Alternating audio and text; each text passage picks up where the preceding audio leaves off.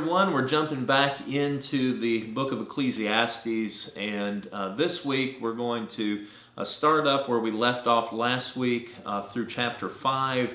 And I want to come back to this idea of, that's in chapter 5 and chapter 6, of contentment and of being satisfied with what God has given you, and how that is such a different attitude towards the consumption mindset, the consumeristic mindset of our day and age. It seems like that is not so different from this writing of over 2,000 years ago, that there was still this drive toward consumption and being possessed by our possessions. I found a lot of echoes of our spiritual practice of simplicity in this week's readings. And in particular, I want to take a look at what the writer has to say in chapters 5 and 6 about the danger of riches, and about how riches in and of themselves, it would seem that the author is not saying that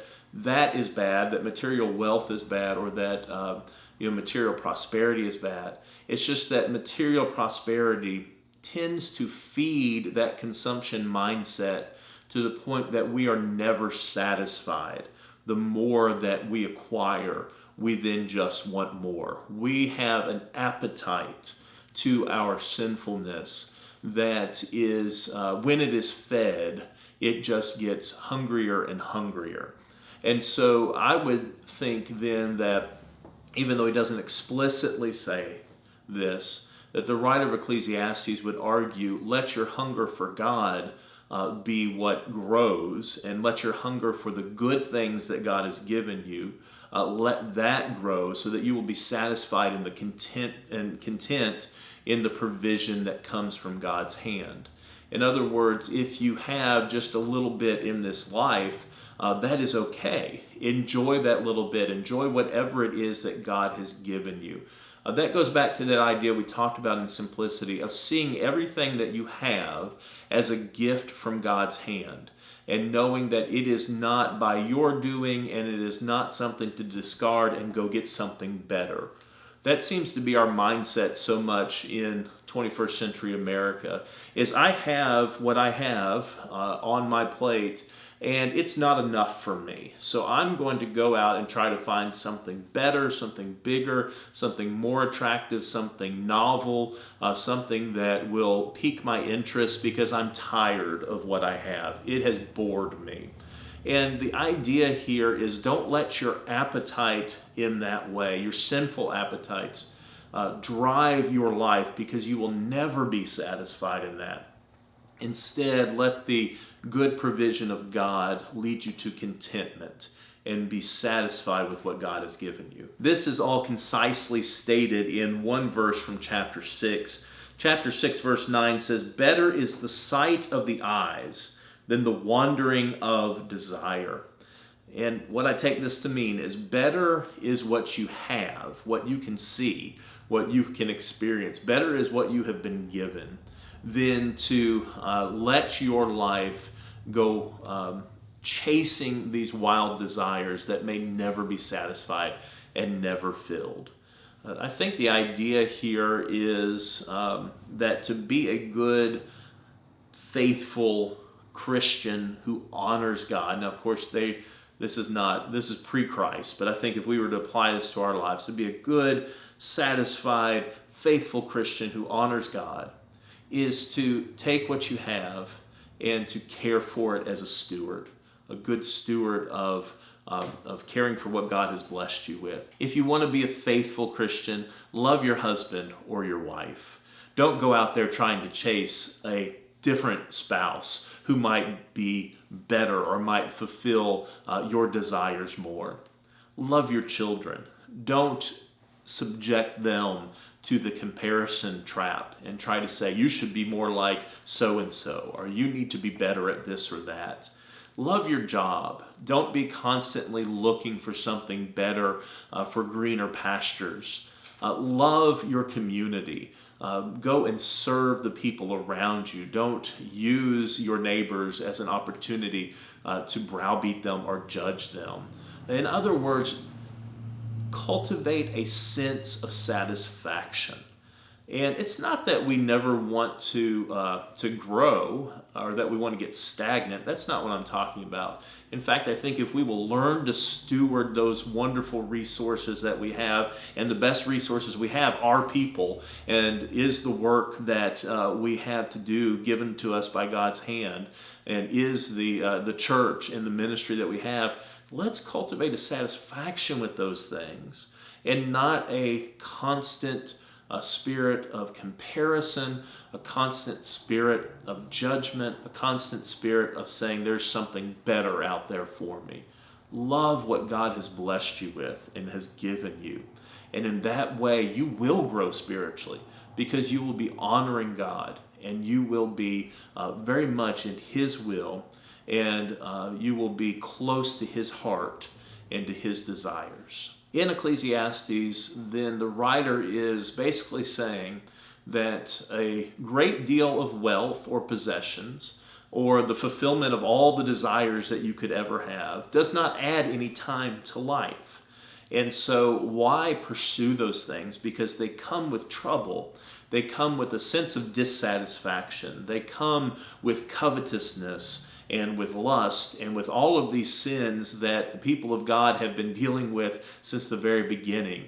It comes with the sin of idolatry, because you're constantly looking at how other things might be better if you would just go and pursue them.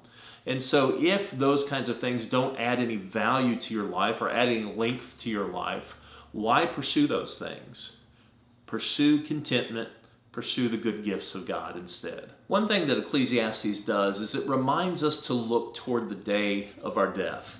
Now that might sound a little morbid, but it actually connects with a very early Methodist teaching that was important to John Wesley and to that generation that grew up as Methodists around him. And that was the idea of dying well.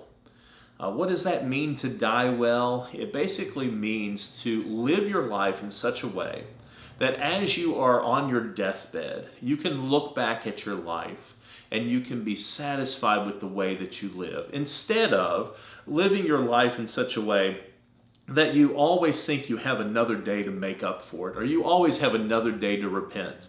Basically, it is cautioning us not to live life in such a way that we will have to make these great deathbed confessions in order to make our peace with God right before our death. To die well is the result of living well. It means that you have, in the days of your youth, made the decision to follow Jesus Christ, and that all the years that you have been given have been used, all the energy that you have has been used to grow closer to God. The writer of Ecclesiastes seems to suggest that if we live life in such a way where we view our death as imminent or our death as a reality, then we will be more inspired to live a life that is righteous and close to God's heart than if we take for granted this life that we have.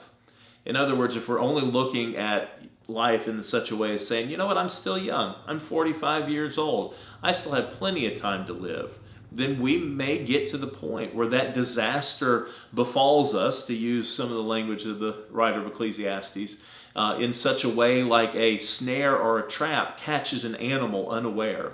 And we may have left things undone. But instead, if we say, I'm 45 years old, I'm a lot closer to death than I used to be, it might inspire us to use what time we do have remaining to live well and live for God.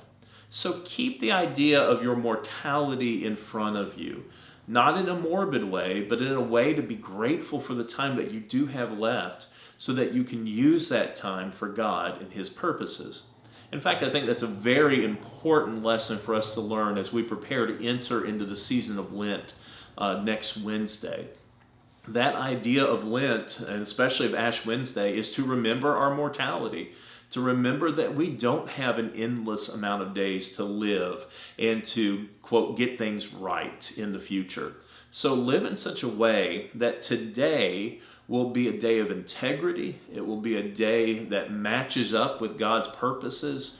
And enjoy living your life in such a way that it pleases God. There's an idea that's closely connected to this that the writer brings forward in the middle of chapter 7, one that is very important for all of us to remember, especially those of us who look back to the past fondly and wonder what has happened to the world around us. And that is this idea of living in the moment. That the moment is all we truly have to offer to God. And so we are not to worry about the past or idolize the past, but also not to worry so much about the future and in a sense idolize the future thinking that it's just going to play out so much better. That the present moment is the moment we should be concerned with. This fits very much with a teaching that has been very much in the forefront of the societal consciousness over the past 20 years, and that's this idea of mindfulness. Being mindful of everything that is going on around you and the people who are around you and the situations that are around you, giving those things your full attention because those things are of important value. And the idea here is that God has placed you in that moment, in this particular moment with these particular people, to experience Him and to experience His will for you. So do not discount anyone who is in your present atmosphere. Do not discount any situation. Don't try to just rush through things. I think about this a lot when we enter into a holy season like Lent. Sometimes we just want to rush through that so that we can get to the happier, more joyful season of Easter. Or we do this with Advent and we want to rush through that and get to Christmas before it's time for Christmas. Whenever we do that, we miss the importance of the season in front of us. Lent is a difficult season. It's focused on suffering and sorrow and the failures of our humanity. Advent is a difficult season. It's focused on waiting and not having promises fulfilled in the present moment. But those things are important to sit with. And we need to always be present with those things because God is present in those moments of difficulty, of waiting, of sorrow, of suffering. So don't look back and say, wasn't life grander back in this decade? Or don't look too forward to the future and say, won't life be wonderful when? Instead, live in the moment. Be mindful of God's presence. Be mindful of God's blessing in the moment. Be mindful of the people He has blessed you with and the situations He has blessed you with, even if they're difficult, because you might just learn something from suffering. You might just learn something from waiting. You might just learn something from the struggle of the present moment. This is what the writer of Ecclesiastes means, for instance, in chapter 7, where he says, a good name is better than precious ointment, and the day of death better than the day of birth. It is better to go to the house of mourning than to go to the house of feasting. For this is the end of everyone, and the living will lay it to heart. In other words, keep moving forward. Keep living for God, but do so with the end in sight. Instead of thinking that, I'm just so close to the beginning that what I'm doing today doesn't have any eternal value. Everything that you do has eternal value. Towards the end of chapter 7, there's this very curious statement that the writer makes. This is starting in verse 15. He says, "In my vain life I have seen everything. There are righteous people who perish in their righteousness, and there are wicked people who prolong their life in their evil doing. Do not be too righteous, and do not act too wise. Why should you destroy yourself? Do not be too wicked, and do not be a fool. Why should you die before your time? It is good that you should take hold of the one without letting go of the other, for the one who fears God shall succeed with both." Now, is the writer here saying that you shouldn't do too much goodness and that you should even introduce a little bit of wickedness in your life to just kind of, balance it out? I don't think that's what the writer here is saying. I think what the writer is saying is that there are those people who try so hard to be righteous that they end up being self-righteous. Think of the Pharisees. And they are so concerned about their self-righteousness that they forget the whole purpose of being righteous in the first place, that it is to draw close to God. And in fact, the writer here introduces a phrase that is used in other wisdom literature that we don't see a lot in the book of Ecclesiastes, but that is the fear of God. That fear of God does not mean that I am afraid of what God might do to me. It means that I have this reverence for God in such a way that I live humbly before God. My take on what the writer of Ecclesiastes here is saying is put yourself in a proper posture before God. Fear God, go to God in humility and in reverence, knowing that you are not going to find your own righteousness. And also recognizing that you are sinful and that you need the grace of God. And allow God to be your righteousness. Allow God to be your wisdom. Allow the fear of God to guide you. And then we get this statement that is echoed then by Paul in the book of Romans in verse 20. Surely there is no one on earth so righteous as to do good without ever sinning. Put yourself in proper perspective and in a proper posture before God. Be humble, knowing that God is your source of wisdom and goodness. The writer adds this idea of the fear of God to his basic conclusion that he's already spoken at the end of chapter 5 and then earlier in the beginning of the book of Ecclesiastes, this idea that the whole point of life is to enjoy what God has given you. So in chapter 8, verse 12, he actually echoes a little bit of that wisdom from Deuteronomy, that those who fear God will experience reward and those who do not fear God will experience cursing. And he says that though sinners do evil 100 times and prolong their lives, yet I know that it will be well with those who fear God, because they stand in fear before him. But it will not be well with the wicked, because they do not stand in fear before God. Where he might differ here from the book of Deuteronomy and that wisdom tradition is that he doesn't speak of an immediate reward or an immediate cursing, but he ties it into that conclusion that he's already mentioned here several times in the book of Ecclesiastes that we hear echoed in 8:15. So I commend enjoyment, for there's nothing better for people under the sun than to eat and drink and enjoy themselves. For this will go with them in their toil through their days that God gives them under the sun.